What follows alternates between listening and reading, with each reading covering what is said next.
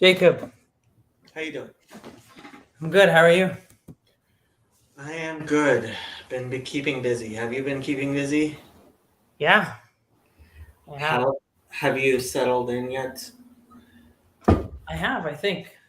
You are settled in. Wow. Yeah. Um, we feel a little bit more settled in. I feel a little bit.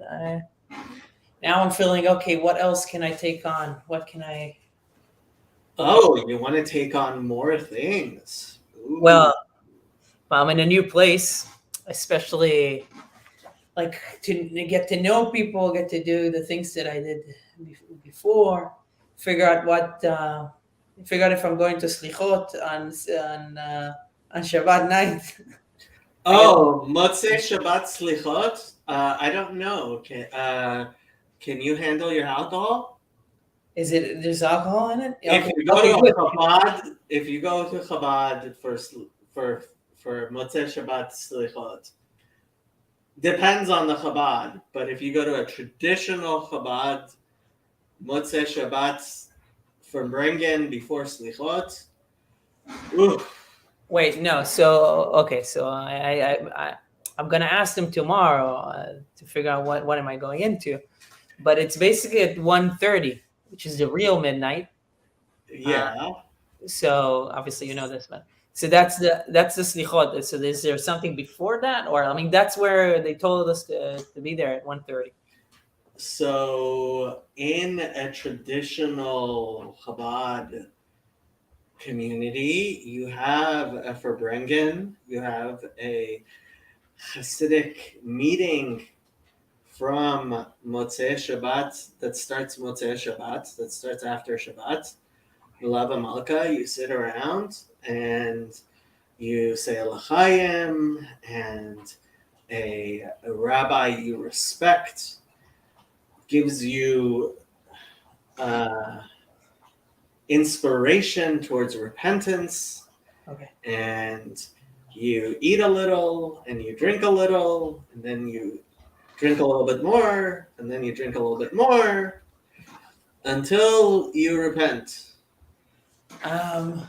Okay, so maybe this doesn't include the Farbrengen. Uh, if it doesn't include the Farbrengen, It I starts would. at 1:30. Yeah, the Farbrengen starts before, like, if they're going to go to sleep and wake up, then they're not real Lubavitchers. And if when you speak to the rabbi, you say, Rabbi, when's the Farbrengen? And he says, oh, we decided not to do that. Mhm. Call him a misnagid and walk out. Okay, so yeah, I'll ask for more information tomorrow. Yeah, they might be doing something. There might be more exclusive. If he tells you there's no Farbrengen before Selichot, just call him a misnagid and Yeah, just walk away. yeah, He'll do tshuva right then, and hmm he'll call it Farbrengen. I yeah, promise you. hmm Uh,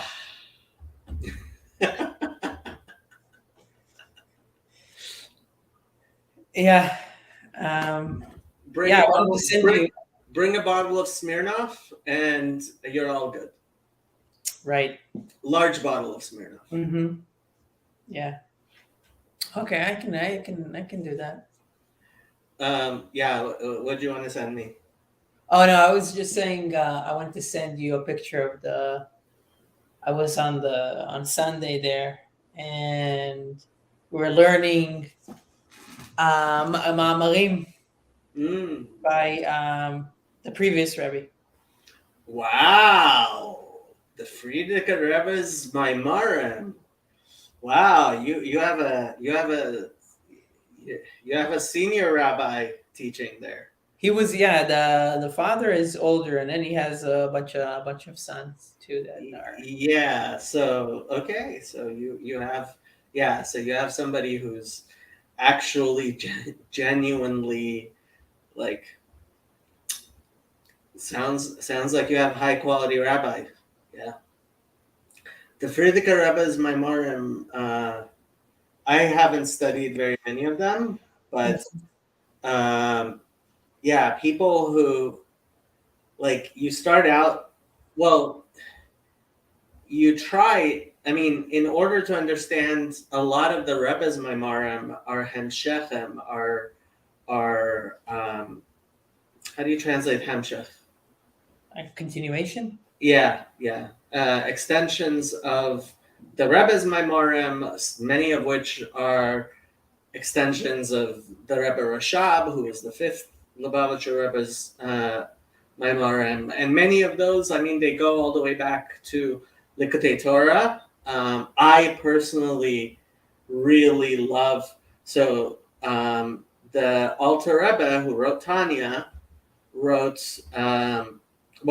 These Maimarim were actually, I believe, gathered by the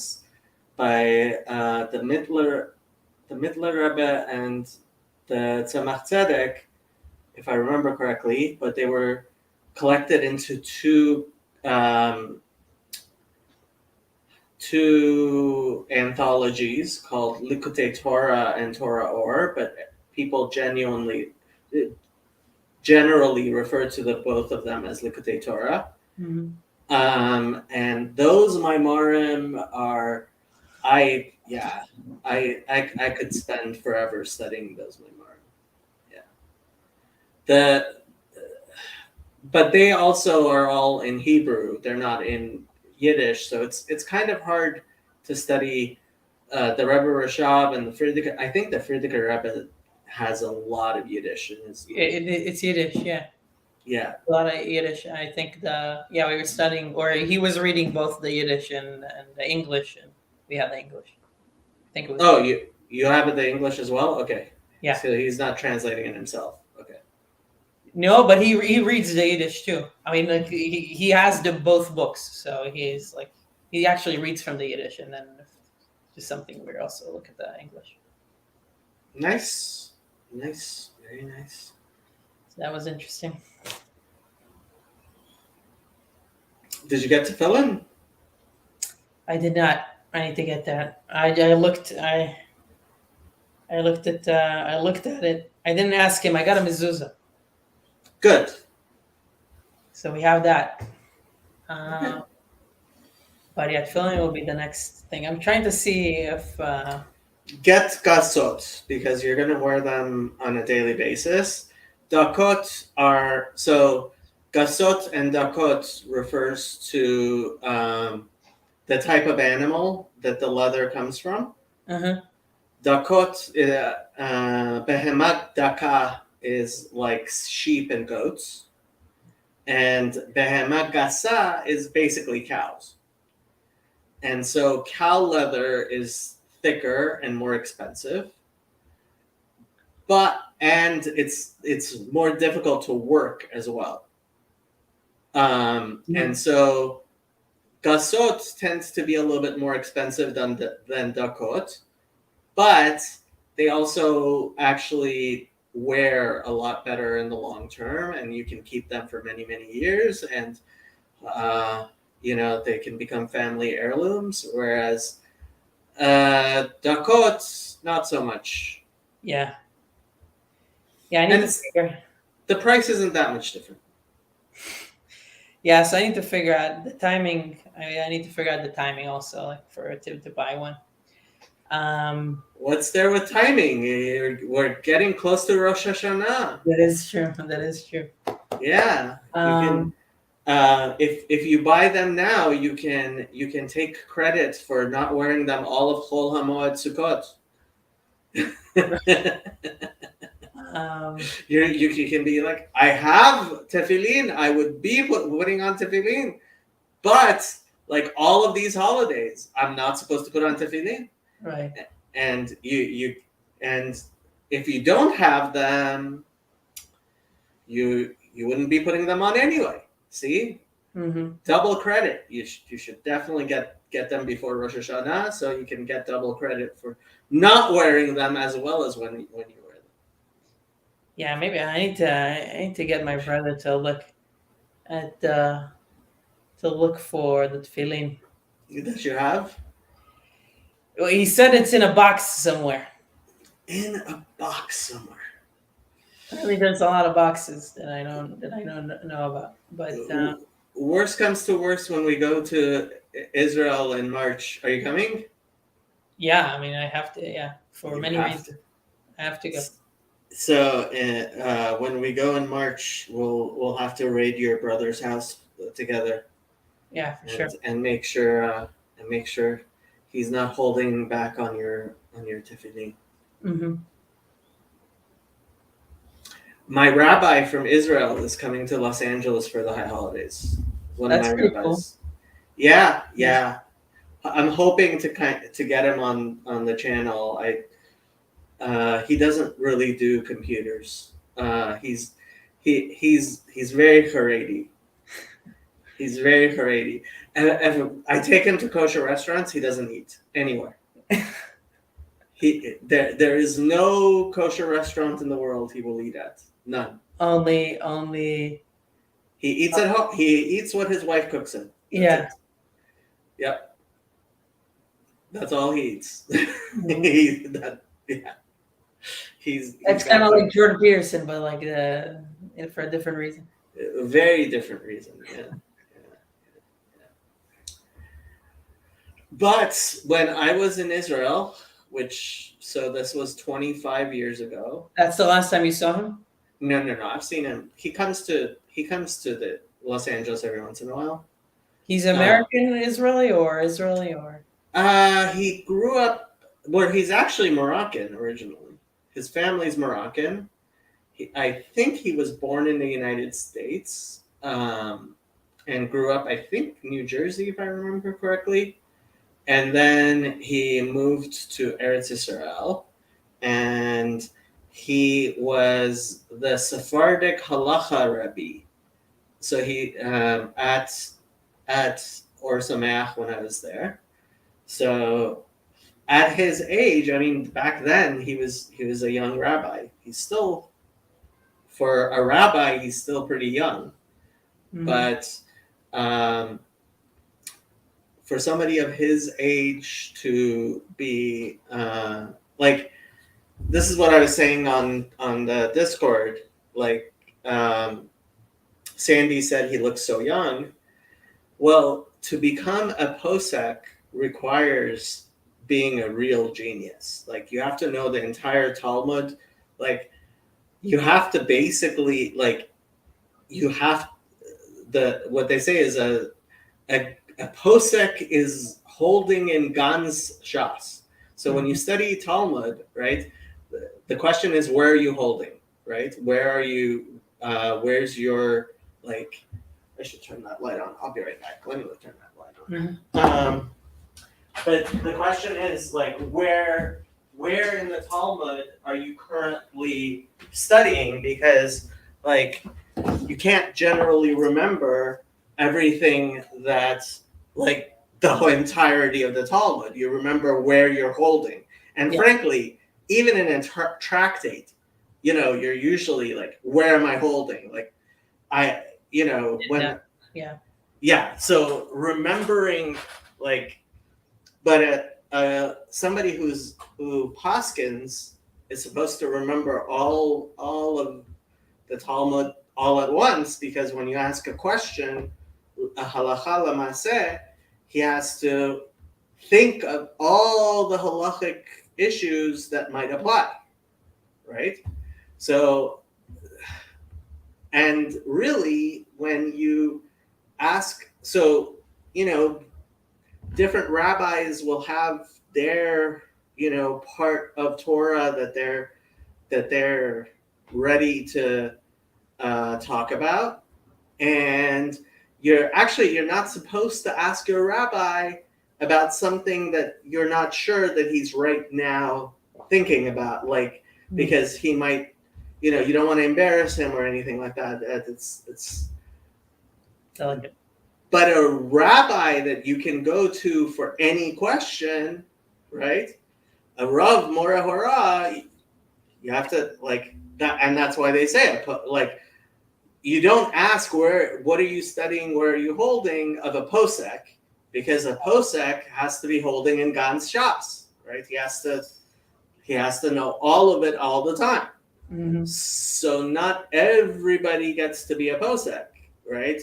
Yeah. Somebody, you have to have a very good memory and be very, have a certain capacity. And so poskim, they tend to stand out as young scholars, right? And so when I was in yeshiva, so he was brought in to teach halacha, and so somebody who's teaching halacha in a yeshiva like Or Sameach to people who know absolutely nothing, he has to be able to answer about everything. Right? Yeah. So he's Rabbi Peretz is a very, very interesting guy. He So when I heard he's coming, I wrote him an email and I said, there are all these people on the internet who don't get to, like, people try to ask Rabbi Breitowitz stuff, and obviously, like, Rabbi Breitowitz is a better known posek, but like, I think hopefully he'll be able to make some time to have a Q&A on the channel, and then people can ask whatever they want to ask. And Rabbi Peretz, unlike me, can actually answer real questions. And people can see how they like somebody who actually knows how to say no, but also someone who knows how to say yes, because obviously a good posek, a good rabbi, is somebody who can explain things and can tell you why, and actually knows, like, what all of the considerations are. Mm-hmm. Yeah, I'd be curious to see that. I feel bad for not having any questions that I can think of. Makes me think that I should have questions.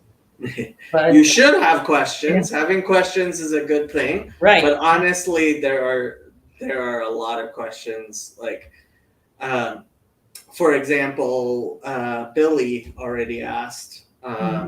There's that part in Isaiah which promises the Srisim, the eunuchs who keep the Shabbat, and it's obviously talking not about Jews, and it says they will also receive their thing. And I have some guesses how Rabbi Peretz would answer, but, like, honestly, if I knew how he would answer all these questions, then I could actually answer the questions. But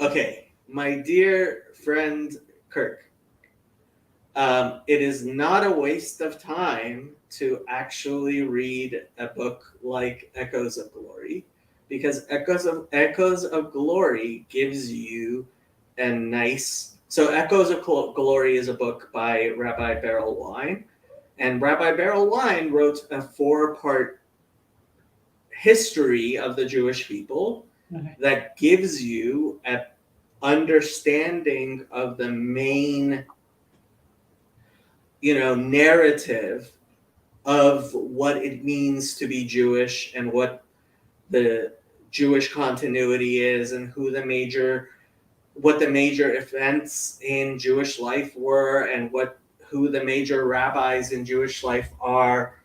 And so, and the reason I recommended it to Kirk is because I think that's a basic fundamental thing you have to have, is like a basic overview, and then you can talk about, like, individual things in relation to the larger picture of what is going on, as opposed to getting lost. If you can't see the forest, for the trees, looking very intently at each tree isn't going to help you. Yeah, I mean, I agree. I grew up in Israel, and I consider myself Jewish to all intents and purposes. But if I didn't go to those JLI courses, those kind of like basic courses, I mean, they're very well done, but some of them are very basic. Mm-hmm. Or read some basic stuff, then I wouldn't be able to be here reading Tanya and understanding even a bit of it. Um, so for me, it's like very. That's why I liked the Sachs book, because it lays up. It just tells you about things very in a very basic manner, which sometimes is not enough because you want to dig. You already know, okay, but what about this and what about that? But it's very. I like to have those things because I feel like the my foundations. I still need to. They need to. I need to keep drilling them, hammering them. I keep Yeah. hearing them and hearing them and hearing them. It's not. It's not enough for me to hear it once. And like, yeah, so Kirk says, I've read a book on Jewish history that recommended to me when I originally started the conservative conversion. Well, I have to tell you, like, there's a difference between how conservative Jews view Jewish history and how Orthodox Jews view Jewish history. And knowing the differences there is a lot more important than the particular like individual differences, because it fits into a larger narrative. And I think that's actually what happens to a lot of Jews is they end up in a conservative or reform synagogue and they think that, oh, well, because, for example, I drive to synagogue on Shabbat, that makes me a reform or conservative Jew. Reform or conservative Jew. But a lot of times their view of what is Jewish is very orthodox. And that's why a lot of Israelis, when they come to the United States, they might try reform and conservative, but they still end up in an Orthodox synagogue. Yeah, it's so funny. Because I was, I'll cut you off, but I was talking. I was in an estuary meeting today, kind of like the leadership, because I want to start one in Austin. mm, And one of them asked me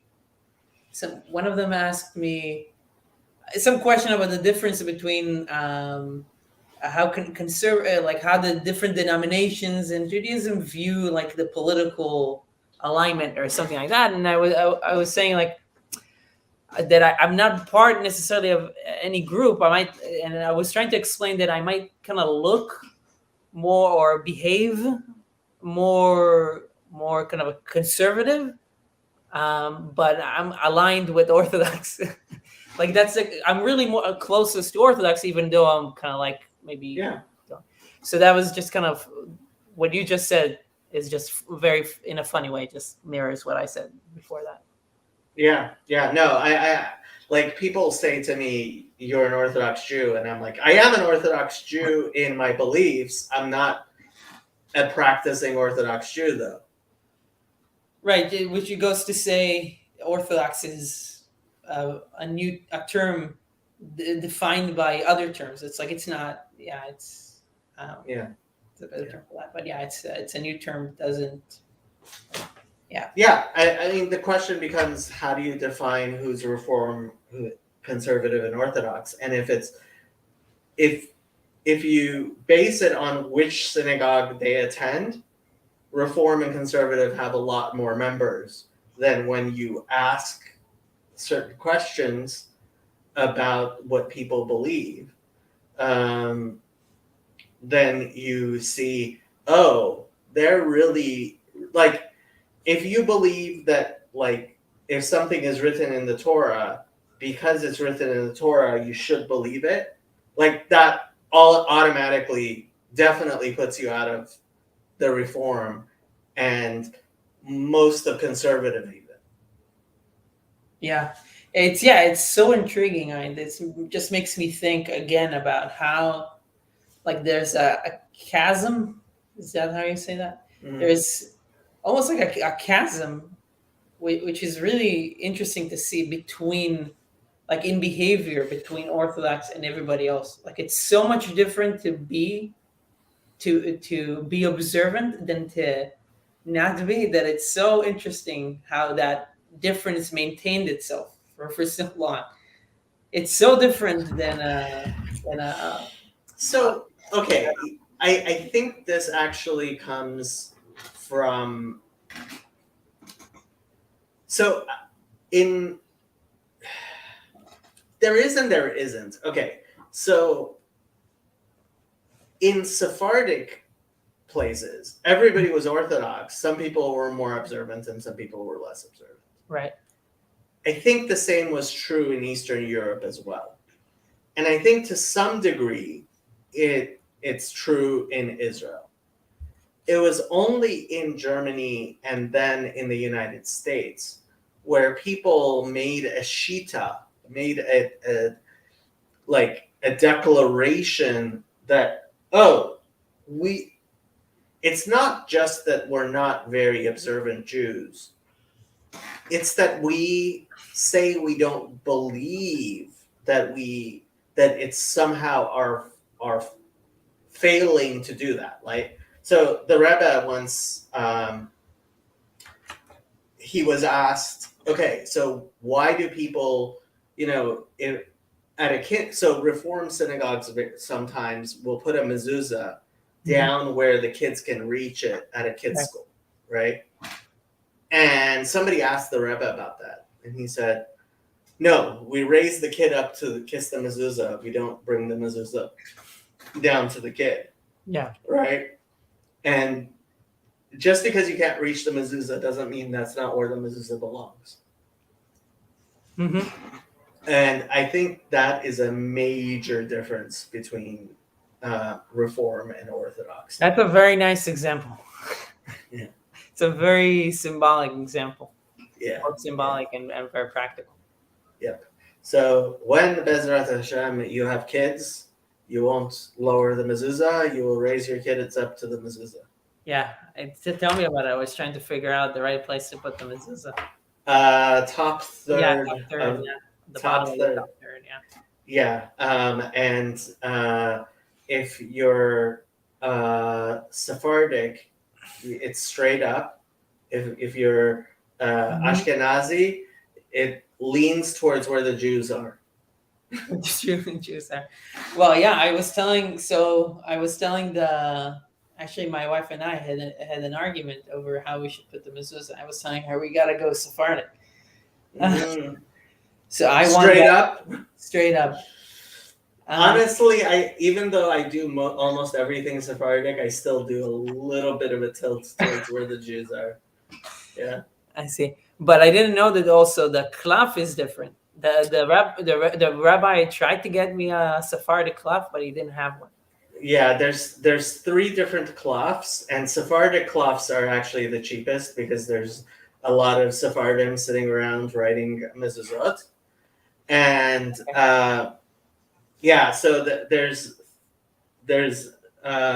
Sephardic, there's Ashkenaz, and then there's Chabad, and that's the Chabad tends to be the most expensive, and usually Chabad rabbis will have the cheaper Sephardic ones around so that people don't have to pay the extra for the Alter Rebbe's script, because the Alter Rebbe's script is a little harder to write and stuff. But yeah. The Arizal, I think he said the Arizal. That's Chabad. Okay, yeah. So that's what I got. Yeah, that's Chabad. So you got the very nice. So you're gonna become a Lubavitcher. That's all there is to it. You're becoming a Lubavitcher. Well, I'm gonna tell you about the Farbrengen.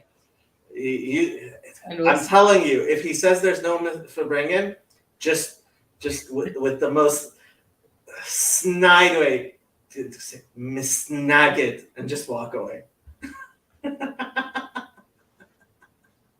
He'll love it. Yeah. Okay, we should actually try to learn some Torah. Do it. Okay. It's been half an hour. We should actually maybe do something that's related to Torah. Yeah, let's do it. Yeah, me or you? Who's going first? I can go. It's all you. אוקיי. והנה מודעת זאת לכל, כי מצוות ואזהרת עבודת זרה, שהם שני דיברות הראשונים, אנוכי ולא יהיה לך, הם כללות כל התורה כולה. Oh wow. Yeah. Was this mudat lakol? Was this something everybody knew? I don't know about that. Did you know? Known, yeah. Okay. It is well known that the positive commandment to believe in God's unity and the admonition concerning idolatry, which form the first two commandments in the Decalogue, I am God and you shall have no other gods, comprise the entire Torah. Mm-hmm. I think I heard it somewhere. I don't know where. Probably at a Chabad. Probably in Chabad, yeah. כי דיבור אנוכי כולל כל רמ"ח מצוות עשה, ולא יהיה לך כולל כל ששא מצוות לא תעשה. For the commandment I am God contains all the 248 positive precepts, mitzvot, while the commandment you shall have no other gods contains all the 365 prohibitive commandments. ולכן שמענו, אנוכי ולא יהיה לך, לבד מפי הגבורה, כמאמר רבותינו זיכרונם לברכה, מפני שהם כללות התורה כולה. So there is this midrash which tells us that God said the first two mitzvot, and that every word he said, everybody's soul left their body, and everybody had to be resurrected again. Mm-hmm. And that's when they said that we can't do this. Moses, you go and get the rest of the Torah for us. And so the sages said that it was only the two first mitzvot. And he's explaining why is it possible that only the two first needed to be said directly by God to all of us, because they include the entirety of the Torah. Mm-hmm. Oh, wow. They go over that too. Okay. ולבאר היטב עניין זה, צריך להזכיר תחילה בקצרה עניין ומהות אחדותו של הקדוש ברוך הוא שנקרא יחיד ומיוחד. I think we went over this in the Mamar mentioned this. One of them. In order to elucidate this matter clearly, we must first briefly speak of the idea and the essence of the unity of God, who is called one and unique. וכל מאמינים שהוא לבדו הוא. All believe that he is one alone. This is a quote. Where is this from? I'm guessing the Maimonides. No, it's actually from the Musaf Amidah of Rosh Hashanah. Okay. כל מאמין שהוא לבדו, כמו שהיה קודם שנברא העולם ממש. So exactly as he was before the world was created, when he was obviously alone. וכמו שאומרים, אתה הוא עד שלא נברא העולם, אתה הוא משנברא העולם, וכולי. As it is written, you are he who was before the world was created, you are he who is since the world was created. פירוש, הוא ממש בלי שום שינוי. כתכתיב, אני השם לא שניתי. This means you are exactly the same he before and after creation without any change. As it is written, I, the Lord, have not changed. Malachi 3:6. כי עולם הזה וכן כל העולמות העליונים אינם פועלים שום שינוי באחדותו יתברך בעבראה מאין ליש. Hibaram, in being created. Yeah. For this world and likewise all the supernal worlds do not affect any change in his unity by their having been created out of a state of nothingness. שכמו שהיה הוא לבדו יחיד ומיוחד קודם עבריים, Hibaram. So this is the nifal. We don't use it very often, but he's using it because that's how the Torah speaks about creation. It says hibaram, it being created. Right.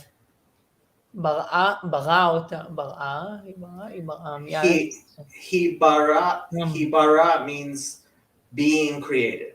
Yeah. Ha'olam hibara. The world was created. What is it? What binyan you said it is? It's nifal. Nifal. Right. Okay. Yeah. כן הוא לבדו הוא יחיד ומיוחד אחר שבראם. Just as God was one alone, single and unique before they were created, so is he one alone, single and unique after he created them. משום דחולה כמיה קמה כלה אחשיב וכעין ואפס ממש. Yet it is so because all is as not beside him, as if absolutely non-existent. Right. So that's Aramaic. The chula, that everything.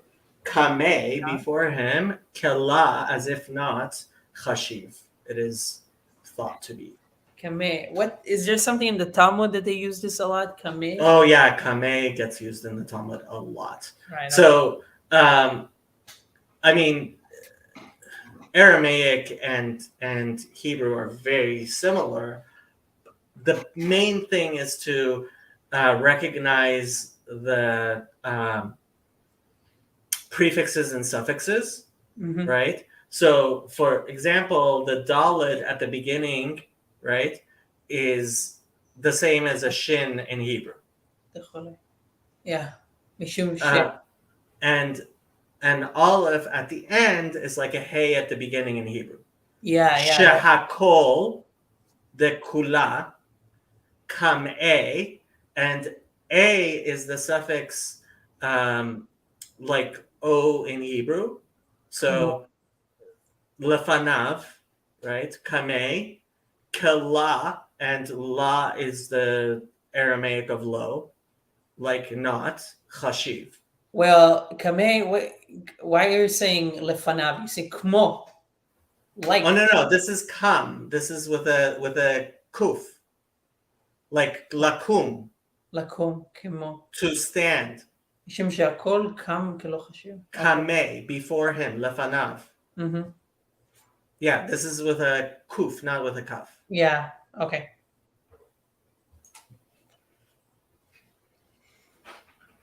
Shehakol lefanav kelo chashiv. שהכל לפניו כלא חשיב. Okay. כי התאבות כל העולמות העליונים ותחתונים מאין ליש, וחיותם וקיומם ומקיימם, שלא יחזרו להיות עין ואפס כשהיה. For the coming into being of all the upper and lower worlds out of nothingness, and their life and their existence, i.e. that force which sustains them so that they do not revert to nothingness and naught, as they were before they were created. אינו אלא דבר השם ורוח פיו יתברך המלובש בהם. Is nothing other than the word of God and the breath of his mouth that is clothed in these worlds. Right.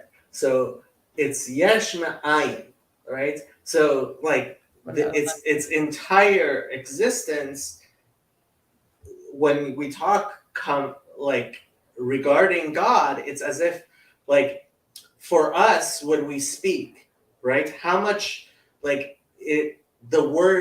words that Ben speaks, how they're like nothing. They're havel piv, right? Right.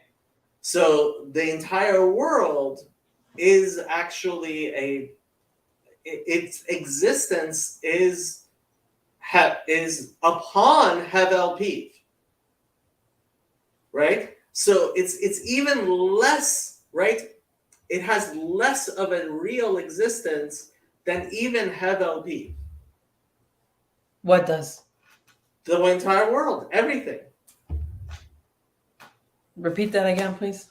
Okay, so think of the analogy of how your existence is to in comparison to words that you speak, right? Let's say I write down the words that Ben said, Right. right? These they're of a different character. They're qualitatively less important, um, less real, merely the words that you say, than you as yourself and your capacity to, like, so Right. the entire world came into being. The entire world came into being out of merely hevel piv, from merely the sounds that emanate from God, as Okay. it were, Yeah. right? Mm-hmm. So it's an analogy to understand how much less of a true existence exists, right? In, like, the entirety of the world, in that it came into being merely out of the the words that emanate from God's speech. Yeah. God himself is not in any way diminished, just as when you speak, right? That doesn't in any way, like, diminish you, right? It's just Mm-hmm. something that emanates from you. Yeah. In a similar way, the entirety of our existence emanates from God. From the Evil Piv. Yeah. Yeah, it reminds me of I was listening to was reading something, and it says something about Hillel's students, and it said that he had 70 students, and 30 of them were I'm gonna butcher this a little bit, but 30 of them were like amazing. 20 of them were like the were also good, and then 20 in the middle, and then the worst of them was someone that knew all of the Torah, never slept inside of a synagogue, was always either wearing tefillin or doing. Yeah. So this reminds me of, like you said, that it's the Evel Piv is like his breath is what made this world, and Yeah. this is kind of like saying about Hill's student, even like the lowest student. Right. I mean, this is a way of understanding hierarchy, of understanding. Okay, this is beyond my understanding, right? So, like, I make a lot of analogies to, for example, I've been having problems because Happy doesn't is very unhappy when I leave the house, Mm-hmm. right? Yeah. So I've been forced to put her in her kennel, right? And she destroyed the first kennel, and I had to buy a stronger kennel, and she destroyed that one, and I had to buy a stronger kennel, and she's already gotten further than I wish in destroying this one. And it's like, when I'm here, she's just lying down sleeping, right? She could just relax. You know what you should do? But You should put on your YouTube channel. I've tried that. You've tried just when it just when I've tried that. No, she knows I'm not here, and she like starts destroying things because I'm not here, right? And it's like, okay, if there was a way of getting her to understand, yeah. right? But she doesn't understand. And so how much more so, like, when we look at the acts of God, right? Mhm. Like, every time I think of Job, it's like it's a very similar thing. It's like, oh, we just like, it's not something I can sit happy down and be like happy. if you would just calm down, I wouldn't even put you into the kennel. You could be perfectly free in the entire apartment. But because you don't understand, I have to put you in the kennel, which makes you even more anxious.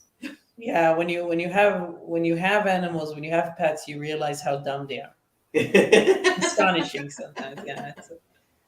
Wait until you have kids. Hmm? Wait until you have kids. Yeah, I don't want to. That would be a tough realization. But yeah, because you care about them, but you realize like what you need to do in order for them not to destroy themselves out of foolishness, out of just sheer dumbness. Wait until you have kids. Yeah. Without getting into too much details, there's this one person I'm dealing with that he still hasn't gotten it into his head that his father like loves him so much that there's literally nothing he could do, right? Literally nothing he could do that would stop his father from loving him. And he thinks this particular guy seems to think that if his father found out he was gay, his father would stop loving him. Mm-hmm. And it's like, you just don't get it. Like, that's not how, like, this is a man who changed your diapers. Like, there's nothing he will find out about you that will somehow stop the love. But, like, little kids, they just, especially if they don't have the secure attachment they should with their parents, Yeah. just can't comprehend that. Yeah. Yeah, reminds me. Yeah, the Isaac and Esav. Mm. It reminds me of the Sachs talks about it. He has a very good sermon about it. Unconditional love. The unconditional love. It's the same love that God has for us. It's just or for I think for Jews specifically in terms of the covenant, but maybe broader. But he was talking about the covenant. So it's a very interesting. It's this experiential thing that you can't. Yeah, it's something that you have to experience. It's something that you have to experience to like. It's hard to know it other than having an experience with it in some capacity. And look, I mean, there are parents who possibly would act in disgusting ways and don't have unconditional love for their parents, but for their kids. But like, it's funny when a kid who like, it's obvious that their parents do have unconditional love for them, still doesn't get it. And one of the things, I mean, so through this channel, I've been talking to a lot of young men, and a lot of young men, as they go from being a child to being an adult, they have a lot of ideas in their head that they got when they were a little kid, and they haven't thought about it enough to recognize, oh, this is a childish thing that's just simply not true. Mm-hmm. And there's a lot of things we have up here that we have, like, that just hasn't happened. I have zero clue how we ended up here. Oh, we were talking about how stupid animals can be. Yeah, something like that. Yeah. That was the trajectory. Yeah. Okay.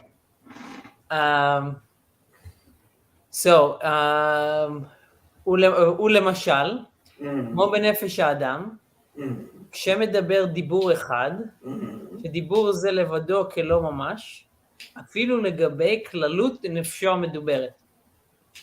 To illustrate from the soul of a human being, when a man utters a word, this single word is as absolutely nothing, even compared only to his articulate soul, the power of his speech as a whole. שהוא בחינת ליבוש האמצעי שלה, שהוא כוח הדיבור שלה, which is the soul's middle garment, namely its faculty of speech. So each individual word is like nothing in comparison to the capacity to speak, much less the capacity to speak to your entire actual self, Right. right? And that is the analogy to God. This is I don't know how to connect this. This is a little bit of what the Ma'amar, the previous Rebbe's Ma'amar, was talking about the soul and its powers, and how the soul is something so complex that we don't know the function of it, or something like that. Mm-hmm. But I Yeah. can't take it further than that. שיכול לדבר דיבורים לאין קץ ותכלית. Since this faculty can produce an infinite number of words. וכל שכן, לגבי בחינת לבוש הפנימי שלה, שהוא המחשבה, שממנה נמשכו הדיבורים ואי חיותם. Surely then, this word that was spoken has no value when compared to the soul's innermost garment, so the one that is closest to the soul, namely the faculty of thought, which is the source of speech and its life force. Mm-hmm. Right. So it goes deeper and deeper. Yeah. ואין צריך לומר לגבי מהות ועצמות הנפש, שאין 10 בחינותיה נזכרות לעיל, חוכמה, בינה, דעת וכו'.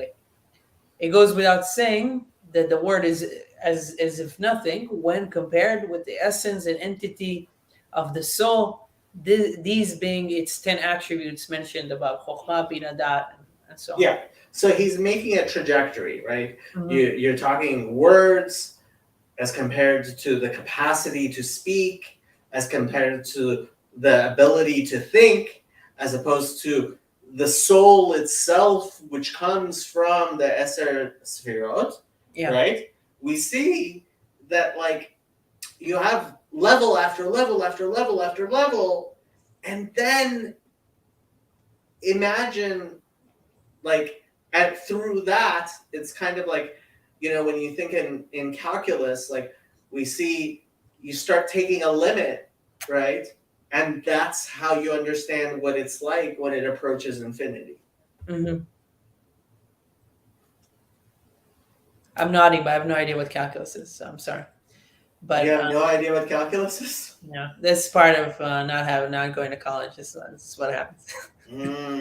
So calculus. This is one of the gaps that So calculus is basically. So they tried to figure out things which you can't divide by zero, right? Mm-hmm. They tried to figure out things which would happen if you divided by zero by looking at, as you divide by or infinity, right? That as you get larger or you get smaller, right? So through approaching a limit, right? Because there are limits, you can't actually divide by infinity or divide by zero, right? As you approach a limit, you see that it's getting to something, and that's how calculus works, right? Is you understand what something would be that is beyond actual calculation by approaching that calculation. Oh, okay. So you just have a scale or a spectrum that allows you to you can compare, or just something that you can compare towards. I'm trying to be very. I mean, but people who actually know math are going to get mad at me. But yes. Yeah. Okay. Just as a slight analogy without actually getting into the details of calculus. Yeah. Hopefully nobody will scream that bloody murder at me for saying. Oh, okay. These religious people, they don't know anything about math, and they like make all these stupid analogies. Yeah. Yeah, this is not because I didn't go because I only studied a religious school. I studied at a good school. I just didn't listen to that. Okay. שמהן נמשכו אותיות מחשבה זו מלובשות בדיבור זה כשמדבר. From which are derived the letters of thought that are clothed in one's speech when it is uttered. כי המחשבה היא גם כן בחינת אותיות כמו דיבור, רק שהן רוחניות ודקות יותר. So he's talking about the sfirot, how they are kind of like the letters. No, he's actually talking about the letters of thought, right? So he's saying you have, like, when you want to say something, right? You want to say, you want to talk about calculus, right? Mm-hmm. So first, you have to have some sort of idea, which it hasn't yet completely formed into words. Right. And then, like, you start making the words, and then you have, like, okay, let's say I wrote a word or like something, right? The word itself, right, is the result of things which are far more spiritual and far more capacious. They have greater capacity, right? Mm-hmm. Than what is resultant from them, right? The dead single words or whatever, right? But so in comparison, they're as if nothing. But so he's talking about, okay, so you have a capacity to speak, but when you're thinking, right, your thinking is beyond those words, that the letters and the things that make up the thought and the actual speech. Yeah, that's interesting. I wonder how that works, because that is the artistic also narrative or like process of, like, you have this idea, whether it's words or visual, of, like, you have an idea, an intimation of something, and you put it somewhere, you put it in a certain way, and then it kind of like starts taking shape in a weird way, in a dynamic way, both bottom up and top down kind of thing. So yeah, it's interesting. אוקיי, so כי המחשבה היא גם כן בחינת אותיות כמו הדיבור, רק שהן רוחניות ודקות יותר. For thought too, like speech, consists of letters, except the letters thought are more spiritual and refined. אבל 10 בחינות, חוכמה, בינה וכולי, הן שורש ומקור המחשבה, ואין בהם בחינת אותיות עדיין קודם, שמתלבשות בלבוש המחשבה. Right. So before you actually get to words that you may be thinking, right, we're talking about something that's even beyond words. Yeah, that makes sense. Let me check something for a second. Sure. While he's doing that, I am going to answer Kirk's questions. Is there any significance to having a birthday on Rosh Hashanah? Of course there is. What that significance is, I wouldn't know. Out of curiosity, is there a belief in Kabbalah that speech is thought to affect the imminence of Hashem's imminence in the material world? There's this idea, Baruch Sha'amar V'haya Ha'olam, right? That this capacity of God's speech it has a creative capacity, but ultimately that has to be understood within context of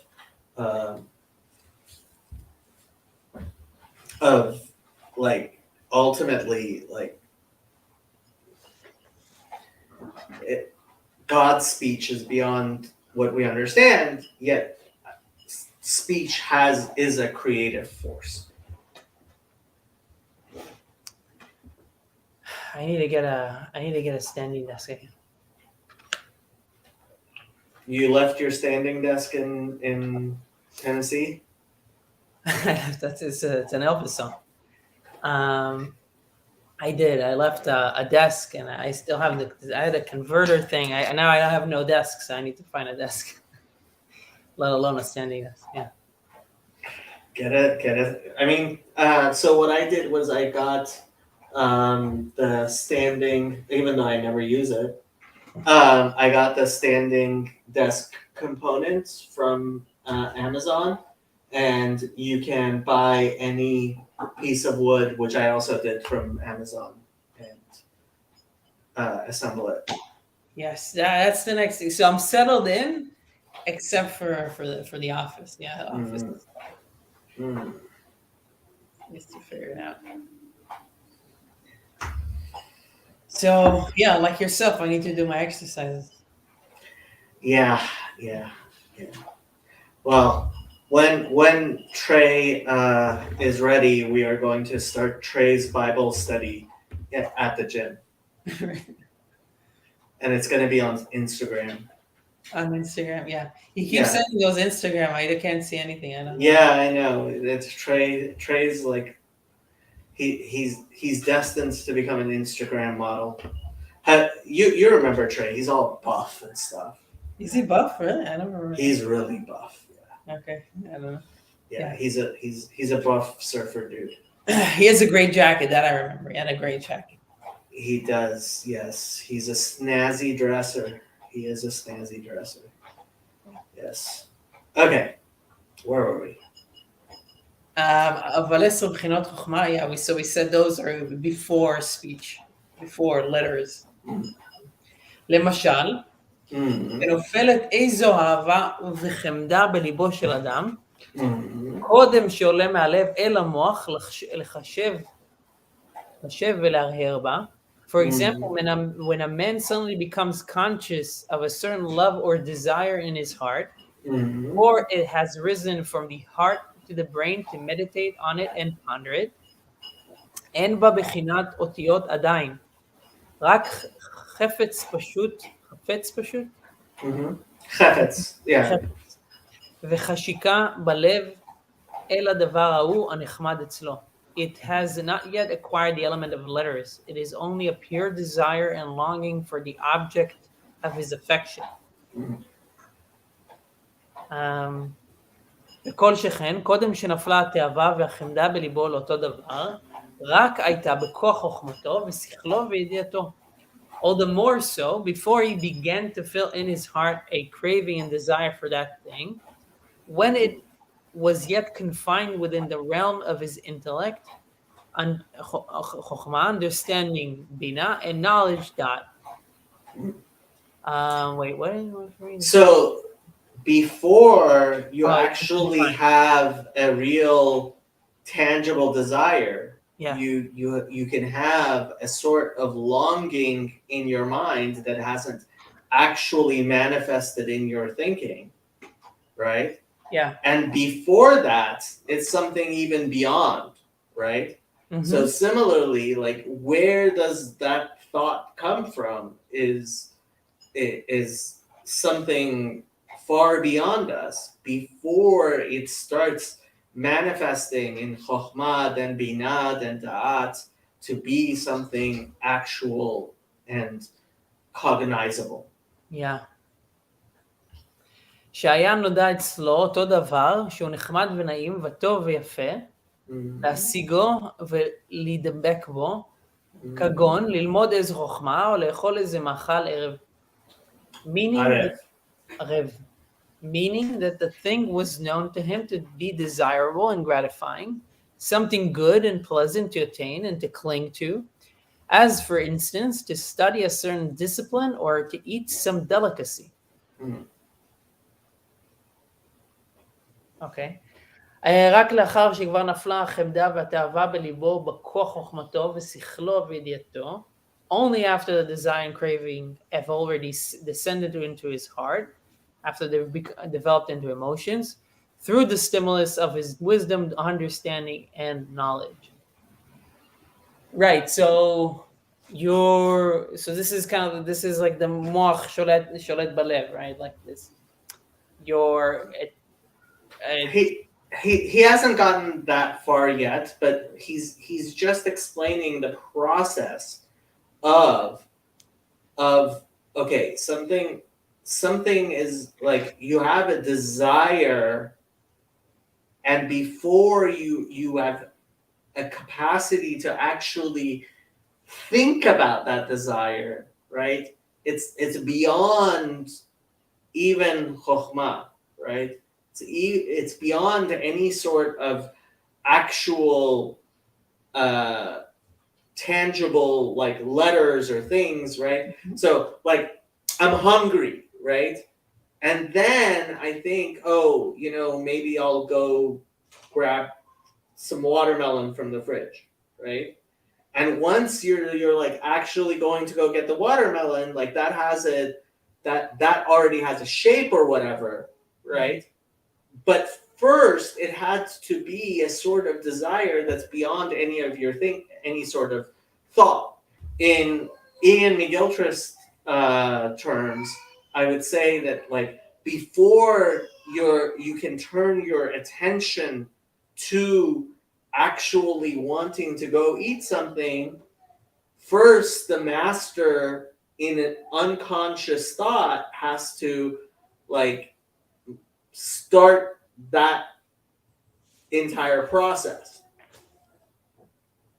Start this entire, just push you towards it.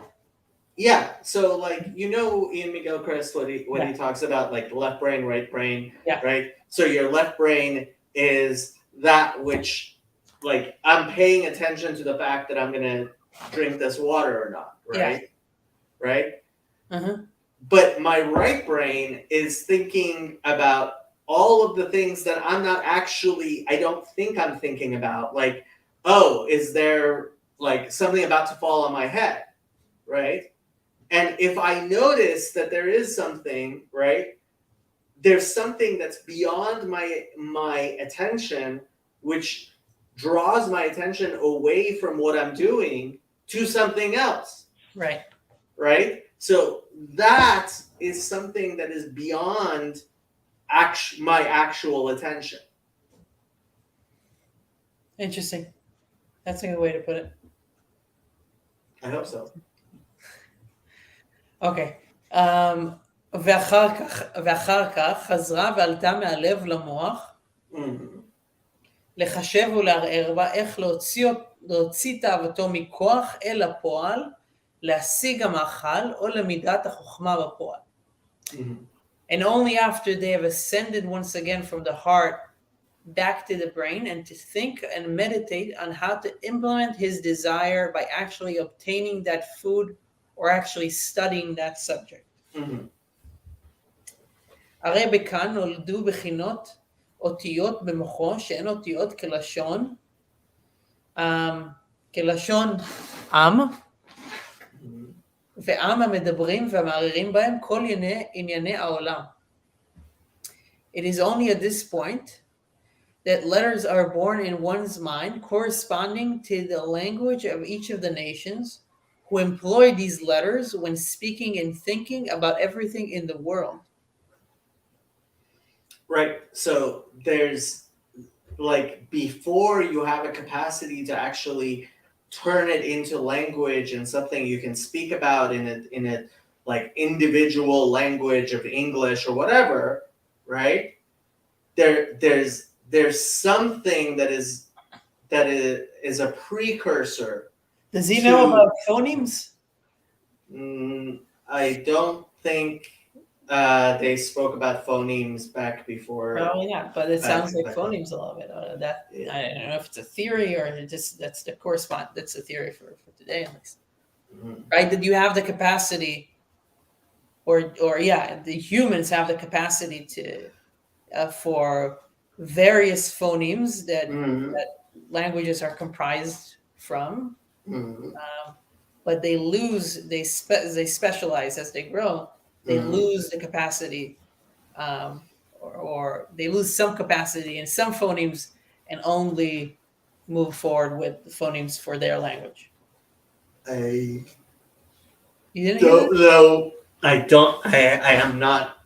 Uh, I am not well versed in linguistics, and Me neither, but I'm unfortunately, pretty sure there's something about that. there a lot of the things that people talk about in linguistics um, over the past 30 to 40 years have kind of been uh, revised, and Okay, so it's hard to know what exactly is still considered good science. that makes sense. I'm curious. I'll ask my wife too. She would know She exactly. would know. Your wife is a doctor, after all. Yeah, she's my source. She's married to Ben, the guy with the YouTube channel. Yeah, with the YouTube channel. Yeah, not even me. Yeah, yeah, yeah. The guy on YouTube. So like, Hmm. she's the doctor who's married to Ben from YouTube. Hmm. Exactly. That's how she's referred to in the hospital. Yeah, yep, yep. That's what I was thinking. Okay. Okay, I think we did. We do that. Hare Bachan.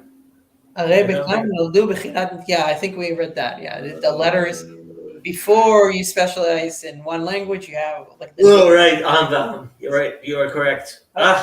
We finished the chapter. How long are we going? Did you have to go? Can We can go. We can go more okay, if you're good. okay. והנה מידת הקדוש ברוך הוא שלא כמידת בשר ודם. God is not like a human being. שהאדם כשמדבר דיבור, when a person says something, הרי הבל הדיבור שבפיו הוא מורגש ונראה דבר בפני עצמו מובדל משורשו שהן 10 בחינות הנפש עצמה. So when a human being speaks, we create something that is somehow detached from us. But the Blessed One, blessed be He, the Holy One, blessed be He. Ein diburo muvdal mimenu yitbarach chas v'shalom. But it is not possible that God's words would be completely separated from Him. God forbid. Ki ein davar chutz mimenu. Because there can be no existence that is not from God. Ve'leit atar panui mine. And there is no place. Late is Aramaic for ayin. Mhm. Atar means place. Panui, free. Mine, mino, from him. Velachet. Ein diburo yitbarach kediburenu chas v'shalom. Therefore, God's words are not like ours, heaven forbid. Kamo she'ein machshavato kemachshavatenu, like his thoughts aren't like our thoughts. Kedichtiv, like it says, ki lo machshavatai machshavatechem. Like the verse that says, my thoughts are not like your thoughts. V'chtiv ken gavu derachai midarkechem.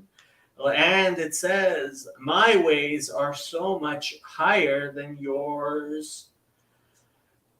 Velo nikra diburo yitbarach b'shem dibur, and therefore God's words cannot really be called speech, rak al derech mashal, but it is rather a allegory.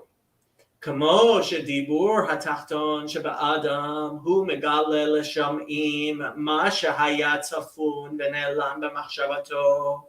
Just as when you speak, it reveals something to another, right? In a similar way, כך למעלה, in a similar way, but obviously very differently. It is above. Be'ein sof baruch hu, in the infinite one, blessed be he. Yetziat ha'or v'hachayut mimenu yitbarach.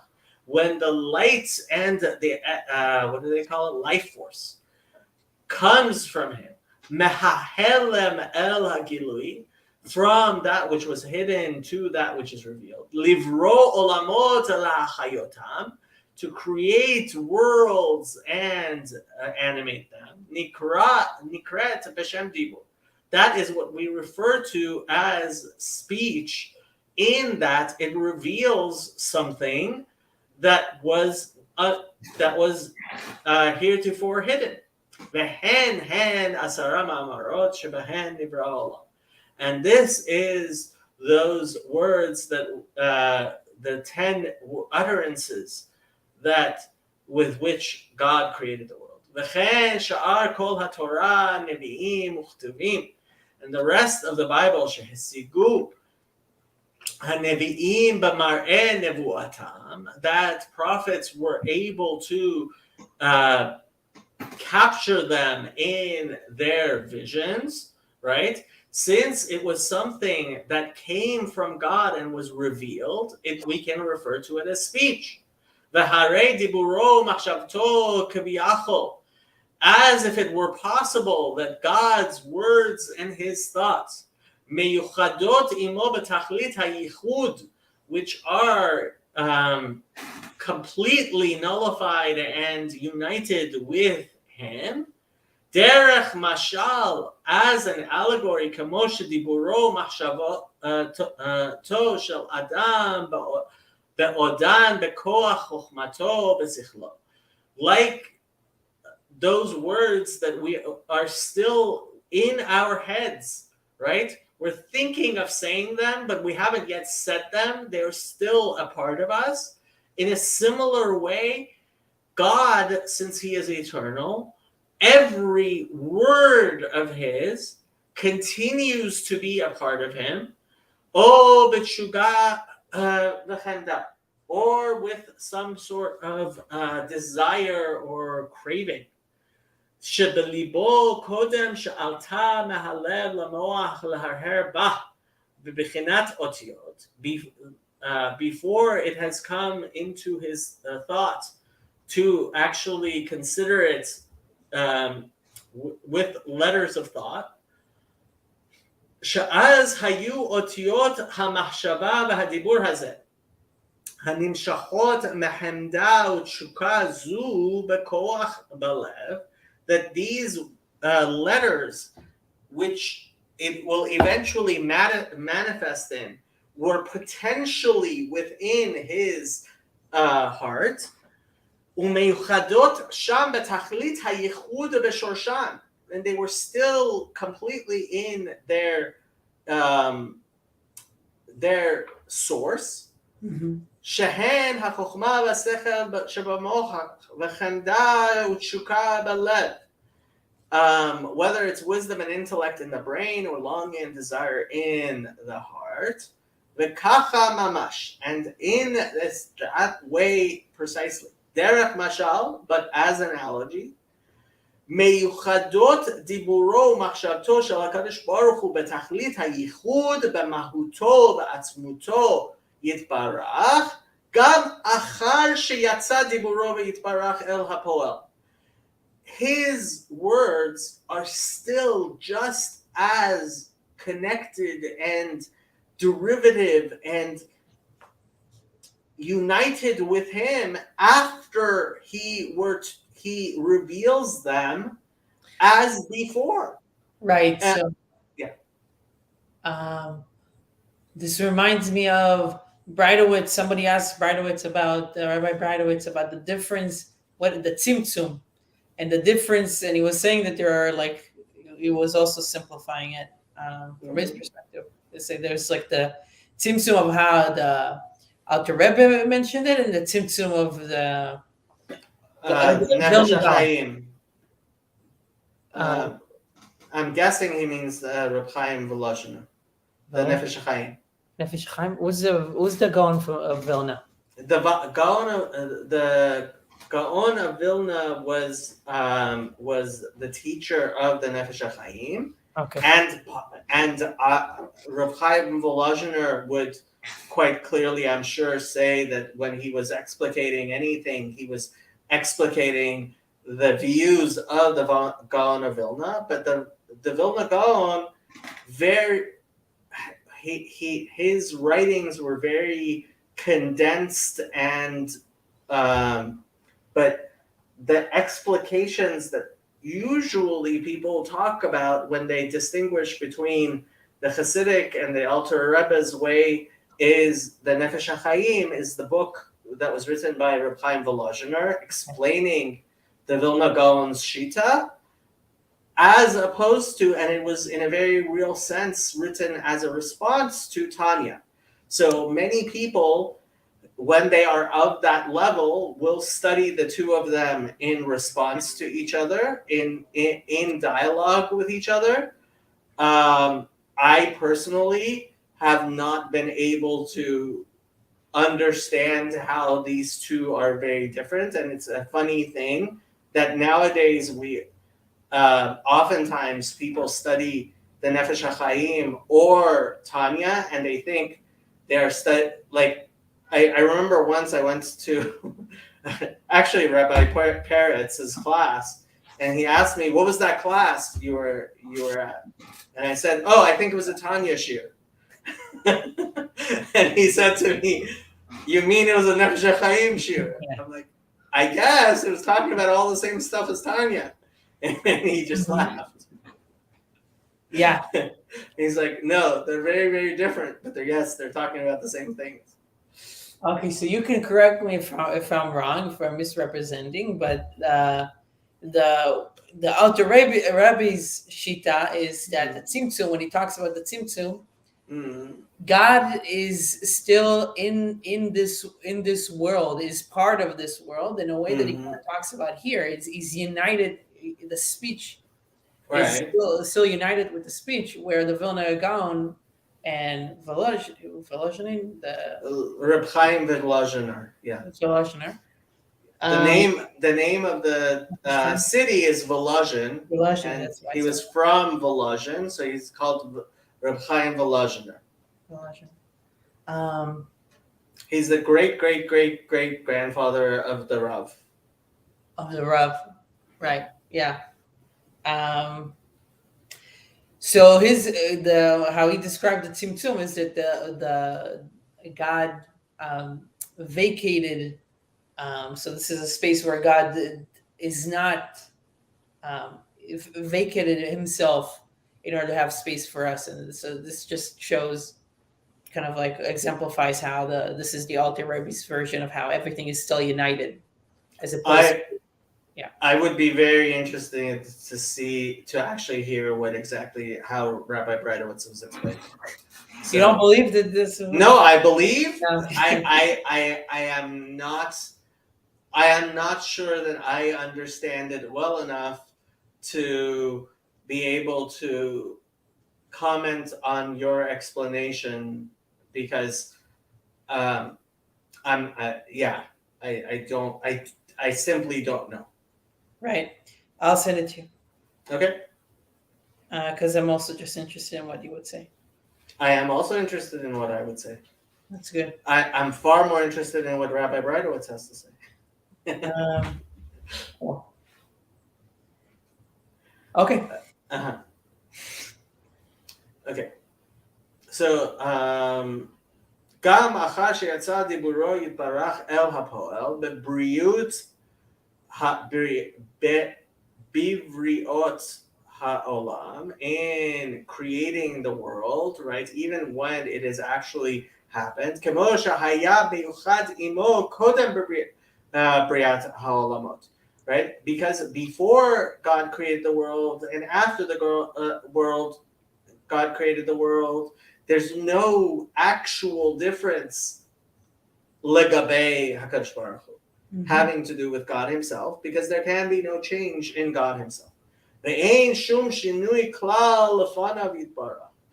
is no such thing as changing before God. Ela el habriyim hamekablim chayutam bebechinat diburo yitbarach bebechinat yetziato kvar el hapoel bebriat haolamot. But when we talk about things which are created, which receive their life force through God's words, once they are revealed, shemitlabesh bahem lahachayutam, right? That God's word is enclosed in them in order to give them life. Al yedei hishtalshalut me'ila la'alu, that when things go from cause to effect, v'yirdat hamadragot b'tzimtzumim rabim v'shonim, and going down the steps or gradations, as it were, in the various and numerous contractions, עד שיוכלו הבריאים לקבל חיותם והתאהבתם ממנו ולא יתבטלו במציאות. So that they were able to receive some glimmer of God's holy light without completely being nullified in his infinity. וכל הצמצומים הם בחינת הסתר פנים. And any contraction is considered a veiling of God, a hiding of God. להסתיר ולהעלים האור, to hide and hide, conceal the light. והחיות הנמשך מדיבורו יתברך, and the life-giving force that extends from his words. שלא יתגלה בבחינת גילוי רב שלא יכלו התחתונים לקבל. So that they should not be so revealed that it would utterly obliterate us. I like to think of like an atom actually splitting, right? When you actually split and reveal the energy in even a single atom, right? Like the energy is so great, it just boom, right? In a similar way, the light, that's the light. Yeah, the light that comes from God, the infinite light of God, has to, in many ways, be hidden and reduced in order for us not to completely be nullified in that revelation. The DNA is also kind of like an interesting example of something like that, I feel like. What is? DNA. DNA, yeah. Yeah. Have you read The Double Helix?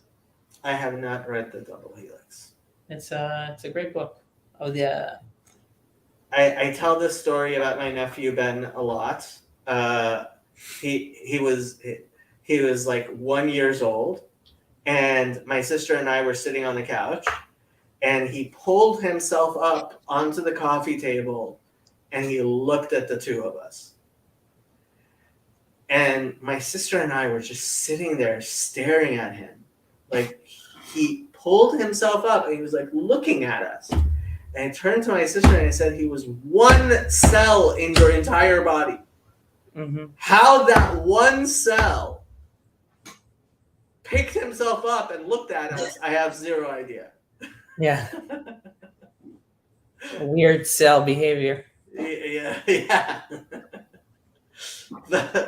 ולכן, גם כן נדמה להם אור בחיות הדיבור של מקום ברוך הוא המלובש בהם.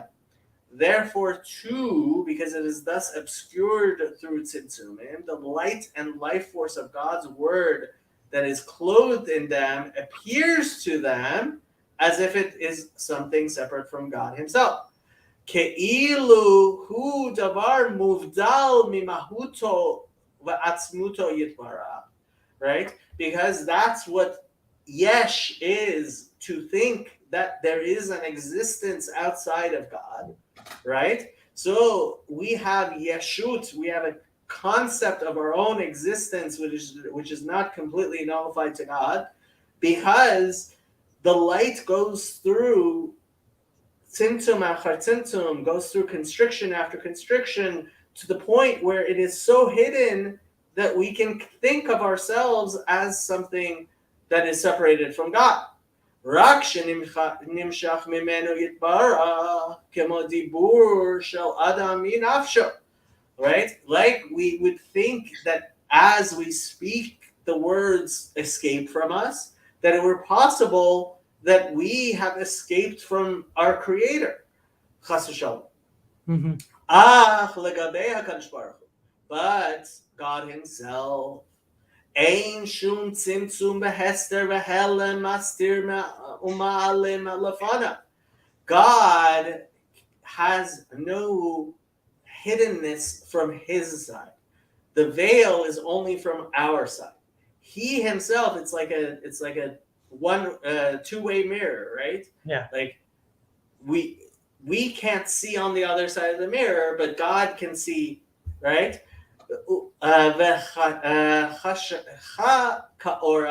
Because light is like darkness, Psalm 139:12. Like it says, even darkness shall not obscure anything from you. משום שאין הצמצומים והלבושים דבר נפרד ממנו יתברך חס ושלום. Because all of these constructions and their veils or clothes, right?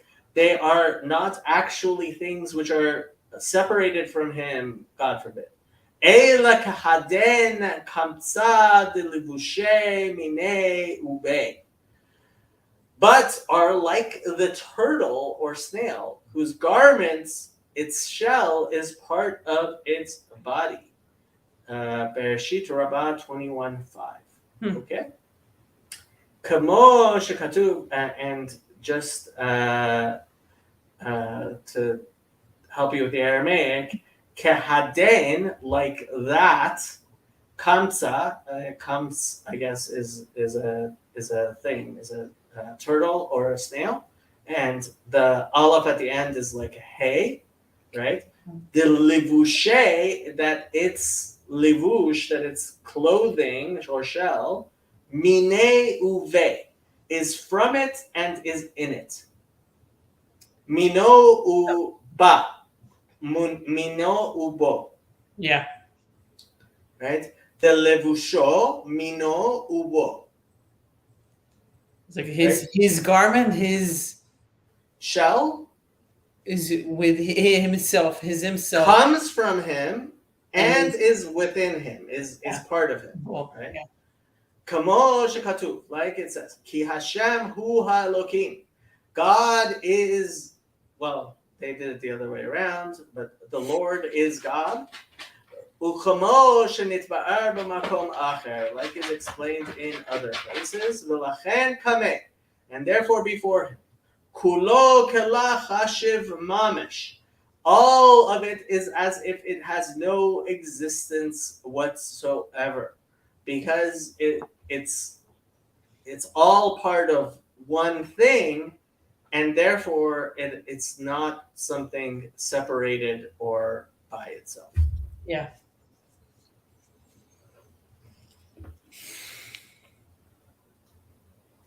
This is actually, I feel like I'm starting to remember some things from the Mama that we read on Sunday, which is interesting.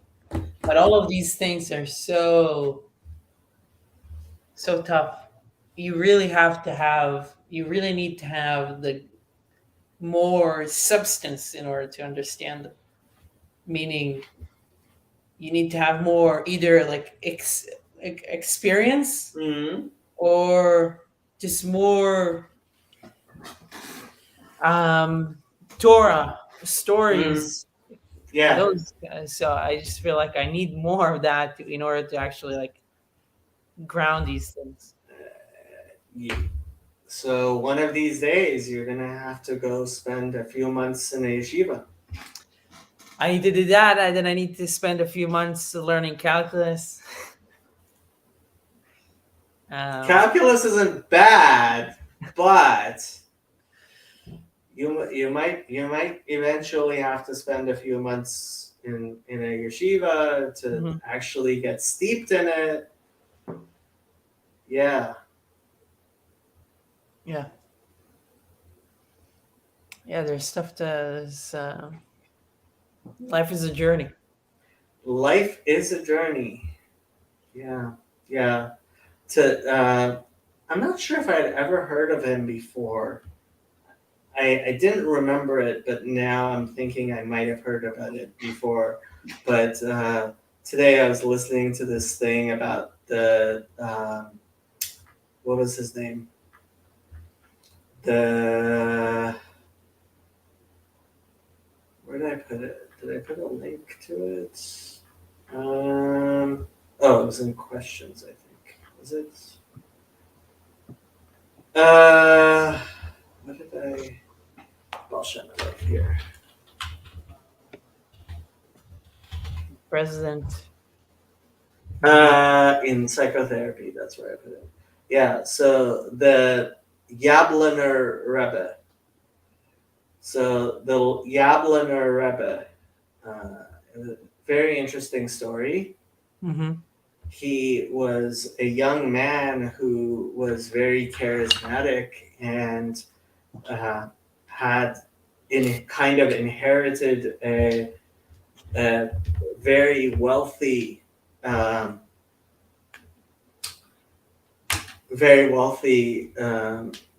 Hasidic court in Poland, and he was convinced to start a village, Kfar Hasidim, in near Haifa in Israel, and this was in the 1920s. And so he took a family. He took a large, like a whole group of families there, and they tried to establish a kfar, and there were many problems, and there was a flood and mosquitoes and problems with the Arabs and all kinds of things, and so it didn't work out very well. And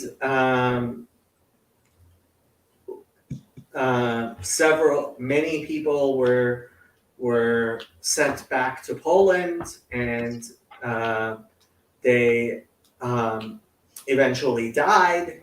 And he came to the United States to try to raise money for them, and he was working as like just a common laborer during World War II in the United States to try to raise money and to help. And after World War II, and when he found out everything that had happened in the Holocaust, he basically lost his faith, and he shaved off his beard, and he came and lived in Los Angeles. And his name was George, I think Nagel or something like that. Mm-hmm. And he barely anybody knew him, and so he became a real estate developer in Los Angeles, and he did pretty well. And then when he was like 70 years old, he decided to do this big apartment building investment, and he was hoodwinked, and he ended up going bankrupt, and he got very sick, and he was in the hospital, and somebody came to him and convinced him that he should go visit, I believe, convinced him he should go visit Israel again, or maybe to go back to college. I think he went back to college, studied psychology like in his 70s. 70s, yeah. And he got a master's degree. Yeah, he went to college. He went back to college, and he started studying psychology, and he got a master's degree in psychology, and kind of like became a kind of guide to all these young men. Mm-hmm. And then he was invited back to meet with his Hasidim that he had basically just like escaped from. Yeah. And his Hasidim explained to him that they were that all of the people who had survived were very grateful for all of the work that he had done, and um, he said he had thought about all the people that he hadn't saved, but he hadn't thought of all the people that he had saved. And towards the end of his life, he went back to being the Yabloner Rebbe in Israel. And when he passed away, he passed away as the Yabloner Rebbe after many years of living as a real estate developer in Los Angeles. Yeah. Life is weird. Yeah, life is weird. Life is very weird. It's a journey, like you said. Yeah, I mean, you can be a prince, a pagan shepherd, and then the greatest prophet of all time, all in one. You can be a young little Sephardic boy in Netanya causing all kinds of trouble, and then you could end up being a playwright in New York, and then you can end up becoming a rabbi in Texas, and then who knows where you're going to go from there. Do you know what? And we'll close with this. But do you know what Netanya means? What's the abbreviation of Netanya? And this is going to be a joke only for the Hebrew speakers. I'm sorry. What? נשמה תזמיני ניידת יש נפגעים. I did not understand that. You didn't? Okay. Anyway, it's dear, please call the police. There's people are injured. There's casualties, which either refers to the crime or the terror. Either one. I see. But that's the abbreviation of Netanya. Isn't Netanya where the Baba Sali lived? Could be, but I don't know. Baba Sali. I definitely remember pictures of him, but I'm not sure he was in. Netanya wasn't like a Netivot. Sorry. Netivot. Netivot. Yeah. Netivot is not Netanya. It wasn't a center of anything in particular. It was a center of organized crime for a while. But it wasn't the center of it. Netanya, it's known for being very Sephardic, isn't it? I mean, it has a population of what, like 400,000 people or something? No, 220. Yeah, 228. Yeah, it's like working class Sephardic. There's a lot of French, Moroccan, especially in the summer. Here we can see Netanya in 1936. That's how it looked. That's where I live. That's my house. You see that shed right there on the left? Yeah, that's that shed. Yeah. That's. Is this young Ben in the diamond polishing factory? That's why I don't know calculus, because that's what I had to do all the time. Yeah. Kinyon. Yeah, I don't even know what this is. Oh, yeah, this is a Kinyon. Yeah, I have a friend that lives right in front of it. Yeah, that wasn't there when I was there. But yeah, it's a new one. Kiryat Zanz. Oh, okay. Yeah. So you have all these sons or Hasidim. Yeah, they even have a beach.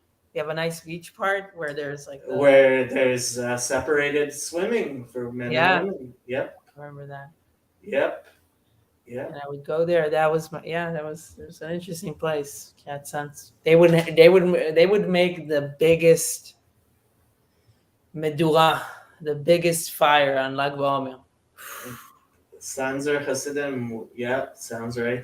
That would be quite a show. Beach. Okay. We'll end with the beach promenade of Netanya. It is nice, yeah. The beach. I mean, it's a nice place, honestly. I mean, it's kind of like California, but like smaller scale. The weather is great. The beach is amazing. There's amazing croissants. Croissants. Yeah, pastry. I mean, anything bread in Israel is like top of the line. Really? Because Oh, it's all parv.